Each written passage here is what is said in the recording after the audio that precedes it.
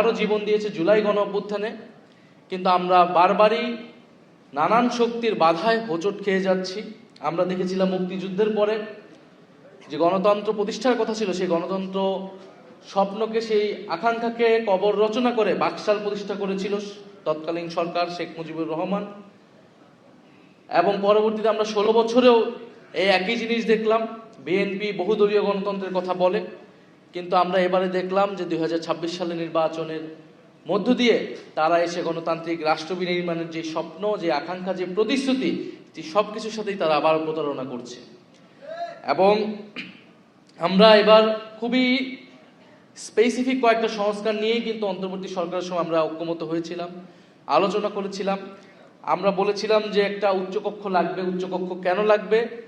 বাংলাদেশের যে সংবিধান, সেই সংবিধানকে চেক দেওয়ার জন্য। কারণ যে কোনো সরকার 2/3 মেজরিটি নিয়ে আসে এবং সংবিধানকে কাটাছাড়া করে নিজের মতো করে তারা সংশোধন করে নেয় প্রতিবার। ফলে এখানে একটা উচ্চকক্ষের মূল দায়িত্বটাই হবে এখানে সংবিধানকে একটা চেক অ্যান্ড ব্যালেন্সের জায়গায় রাখা, যাতে নিম্নকক্ষে 2/3 মেজরিটি থাকলেও উচ্চকক্ষে যাতে একটা ব্যালেন্স থাকে, একটা ভারসাম্য থাকে, এবং সংবিধান পরিবর্তনের ক্ষেত্রে যাতে গণভোটের ব্যবস্থাও থাকে। এবং সে উচ্চকক্ষকে আমরা বলেছি ভোটের অনুপাতে করতে হবে, কারণ আসনের অনুপাতে করলে সে উচ্চকক্ষের আসলে কোনো গুরুত্ব নাই, সেটা কেবলই অলংকারিক হবে। আমরা সাংবিধানিক প্রতিষ্ঠানগুলোর যাতে দলীয় নিয়োগ না হয়, নির্বাহী বিভাগের অধীনে যাতে না থাকে, প্রধানমন্ত্রীর কর্তৃত্বে যাতে না থাকে, আমাদের নির্বাচন কমিশন যাতে নিরপেক্ষভাবে নিয়োগ হয়, আমাদের পিএসসি দুদক যাতে নিরপেক্ষভাবে নিয়োগ হয়, আমরা সেটার জন্য দাবি জানিয়েছিলাম, ঐক্যমত হয়েছিলাম। তত্ত্বাবধায়ক সরকার ব্যবস্থা, যেটার জন্য গত 16 বছর ধরে আন্দোলন হয়েছে এত, সেই তত্ত্বাবধায়ক সরকার যাতে প্রতিষ্ঠিত হয় নির্বাচনকালীন সময়, এবং সেটা যাতে নিরপেক্ষভাবে প্রতিষ্ঠিত হয়, সর্বদলের সম্মতিত প্রতিষ্ঠিত হয়, এরকম একটা ব্যবস্থা। এবং সবচেয়ে গুরুত্বপূর্ণ বিচার বিভাগ পৃথকীকরণ। এই কয়েকটি মৌলিক সংস্কারের কথা আমরা বলেছি, যাতে বাংলাদেশের গণতান্ত্রিক, এই কয়টা হলেই যে গণতান্ত্রিক রাষ্ট্র প্রতিষ্ঠা হবে এরকমটা না। গণতান্ত্রিক রাষ্ট্র প্রতিষ্ঠার জন্য আমাদের আরও অনেক কিছু প্রয়োজন, কিন্তু আমরা ধাপে ধাপে আগানোর জন্য এই কয়েকটা সংস্কারে সবচেয়ে বেশি জোর দিয়েছিলাম অন্তর্বর্তী সরকার, যার ভিত্তিতে জুলাই সনদ, যার ভিত্তিতে জুলাই নির্বাচনের সময় গণভোট। এবং আমরা এগুলো বলেছিলাম যে এই সংস্কারগুলো করতে হবে সাংবিধানিক সংস্কার পরিষদের মাধ্যমে।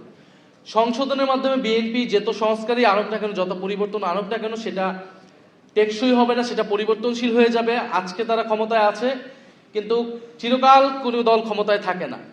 এবং আমি এটা পার্লামেন্টে বলেছি, জিয়াউর রহমান সেই ঐতিহাসিক ভুল করেছিল। বিএনপি তার মূলনীতিও যদি পরিবর্তন করতে চায়, সেটাও যদি সে সাংবিধানিক সংস্কার পরিষদ ছাড়া করে, সেই সংশোধনী কিন্তু যে কেউ এসে বাতিল করতে পারবে, আদালত যে কোনো সময় এটাকে বাতিল করে দিতে পারবে। ফলে এইখানে আসলে 72-এর সংবিধানের এই যে ধারাবাহিকতার নামে করতে পারবে, আদালত যে কোনো সময় এটাকে বাতিল করে দিতে পারবে। ফলে এইখানে আসলে 72-এর সংবিধানের এই যে ধারাবাহিকতার নামে এখানে আওয়ামী লীগের যে আদর্শ, আওয়ামী লীগের যে রাজনীতি, সেই রাজনীতিকে পুনঃপ্রতিষ্ঠা করার বা বারবার ফিরে আসার একটা দরজা সবসময় খোলা রাখা হচ্ছে। এবং বিএনপি এবার বুঝে হোক না বুঝে হোক এই কাজটা করছে। ফলে এই কারণে আমরা বলেছি যে কোনো একটা টেকসই সংস্কার, একটা নতুন যাত্রা করার জন্য আমাদের সাংবিধানিক সংস্কার পরিষদ লাগবে। নোট অফ ডিসেন্টের কথা অনেকবার এসেছে, জুলাই সনদ বনাম আদেশকে পরিণত করা হয়েছে। নোট অফ ডিসেন্ট যে কোনো সিদ্ধান্তে আপনারা দেখবেন যে পার্লামেন্টে অনেকগুলো সিদ্ধান্ত হয়েছে, সেখানে অনেক বিরোধিতা আছে।